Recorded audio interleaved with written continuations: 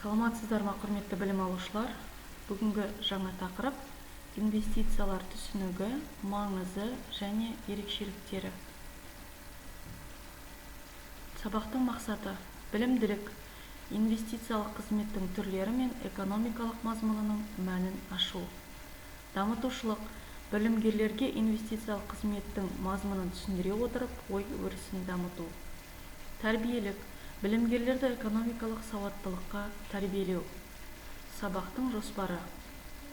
Инвестиция түсінігі, маңызы және ерекшеліктері, тағайындалу түрлері бойынша инвестициялар, қаржылық инвестицияларды иелену мерзімі, инвестицияларға есеп жүргізілу әдісі, инвестиция түрлері. Бірінші бөлімге тоқталатын болсақ, инвестиция дегеніміз латынның киіндіру деген сөзінен шыққан. Инвестиция ұғымы өнеркәсіпке, құрылысқа, ауыл шаруашылығына және өндірістің басқа да салаларындағы шаруашылық субъектісіне мүліктей, заттай, сондай-ақ ақша қаражаты түрінде, яғни капитал түрінде салынып, ол шаруашылықты әрі қарай өркендетіп дамыту үшін жұмсалынатын шығындардың жиынтығын айтамыз. Тағайындалу түрлері бойынша инвестициялар төменде көрсетілгендей нақтылық және қаржылық болып екі түрге бөлінеді. Мысалы, қандай да бір кәсіпкер құрылысты салу үшін қаржы керек етеді. Мұндай жағдайда құрылыс нақты инвестицияның объектісі болып табылады.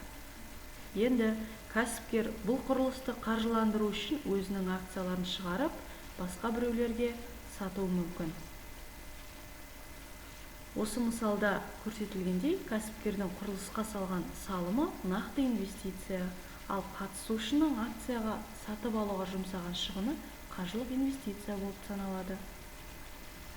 Қаржылық инвестициялар иелену мерзіміне қарай мынадай категорияларға жіктеледі: қысқа мерзімдік және ұзақ мерзімдік.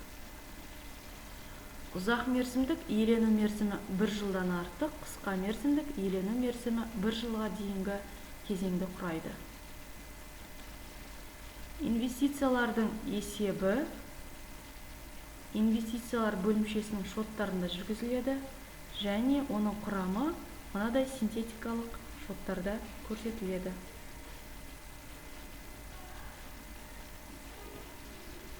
Инвестицияларға есеп жүргізілгенде төмендегідей әдістер қолданылады: үлестік қатысу әдісі, құн әдісі. Инвестициялар бірнеше түрге бөлінеді: венчурлық, аннуитеттік, тікелей, портфельдік. Венчурлық капитал бұл тәуекелділігі күрделі қаржыны салуды білдіруде қолданылатын термин. Тікелей инвестициялар бұл шаруашылық субъектісіне табыс алу үшін және осы шаруашылық субъектісінің басқару органдарына қатынасу құқығына ие болу үшін және жарғылық капиталға өзінің салымын салу үшін жүргізіледі.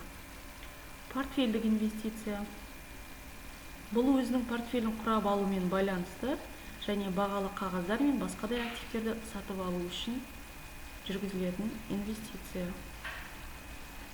Сонымен қатар инвестициялар тікелей және жанама болып бөлінеді. Тікелей инвестициялар, жанама инвестициялар. Төменде схемада көрсетілген. Нақты активтерге байланысты инвестициялар мынадай топтарға бөлінеді: тиімділікті арттыруға бағытталған инвестициялар және өндірісті кеңейтуге бағытталған инвестициялар. Назарларыңызға рахмет.